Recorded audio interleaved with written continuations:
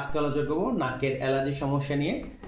যাদের ঘন ঘন নাক বন্ধ থাকে, সর্দি হয়, নাক দিয়ে পানি পড়ে, নাকে চুলকায়, একবার হাসি হলে সহজে বন্ধ হতে চায় না, এই সমস্যাগুলো সাধারণত নাকে অ্যালার্জি সমস্যার কারণে হতে পারে।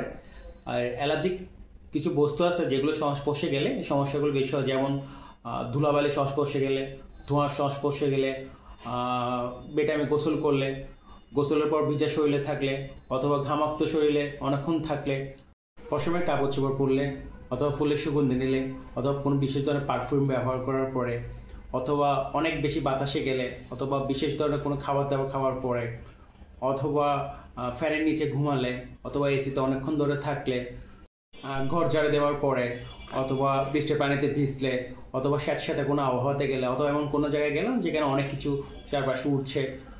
একই বেডশিট যদি ধুয়ে পরিষ্কার না করে অনেকদিন ব্যবহার করা হয়, বালিশের তুলা যদি বের হয়ে থাকে, ঘরের মধ্যে যদি পুরনো আসবাবপত্র থাকে সেখানে যদি ঘুণ পড়তে থাকে, ঘরের চারপাশে বা বাইরে মস ফাঙ্গাস এসবের সংস্পর্শে গেলে, যদি আমাদের তাৎক্ষণিক বা কিছুক্ষণ পরে বা কয়েক ঘন্টা পরে যদি আমাদের সর্দি শুরু হয়, নাক দিয়ে পানি পড়ে, নাক বন্ধ হয়ে যায়, অনেকবার হাসি হয়, তখন আমরা বুঝবো এটা অ্যালার্জির সমস্যা।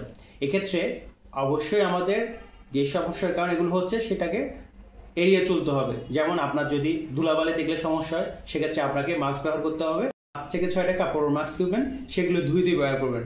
কোনো মাস্ক একবেলার বেশি পরবেন না, যেটা আজকে ব্যবহার করছেন সেটা 2-3 দিন পরে আবার ধুয়ে ব্যবহার করবেন। মাস্ক কিন্তু সঠিক নিয়মে করতে হবে। আপনি মাস্ক পরলেন, মাস্কটা নাকের নিচের দিকে আসছে, আপনি মাস্ক এবার দূর উপরে উঠাচ্ছেন, অথবা মাস্কের বাইরের অংশ ধরে আবার নাকে লাগাচ্ছেন, অথবা মাস্ক খোলার সময় মাস্কের পুরোটা অংশ ধরে আবার নাকে লাগাচ্ছেন, এগুলো করা যাবে না। মাস্ক এভাবে খুললে এভাবে পরবেন, আবার মাস্কের এই জায়গায় অবশ্যই যদি হাত পড়ে যায় অবশ্যই হাতটা ধুয়ে নেবেন, মাস্ক এভাবে নিচে পরবেন না। আর ধোঁয়াতে গেলে সমস্যা হলে আপনি যে মাস্ক ব্যবহার করবেন। আপনার যদি কোনো খাবার খাওয়ার পরে সমস্যা হয় অবশ্যই খাবারটি পরিহার করবেন, বেটাইমে গোসল করবেন না, ভিজা শরীরে থাকবেন না, গোসলের পরে শরীর আর চুল ভালো মতো মুছে নেবেন, ঘাম শরীরে শুকাবেন না। এছাড়া যদি অন্যান্য সমস্যাগুলো কারণ সমস্যা সেগুলো এড়িয়ে চলবেন। একটা কথা মনে রাখবেন, আমি আর আপনি দুজনেই মানুষ, কিন্তু আমার আর আপনার অ্যালার্জির সমস্যা কিন্তু একরকম না। সেজন্য আপনার যে খাবারটা গেলে অ্যালার্জির সমস্যা হবে, আমার কিন্তু সেটা গেলে হবে না। এখন আপনার যেটা গেলে সমস্যা হয় বা আপনার যে কাজটা করার পরে অ্যালার্জির সমস্যাটা শুরু হয়, সেই কাজটা থেকে আপনি এড়িয়ে চলবেন।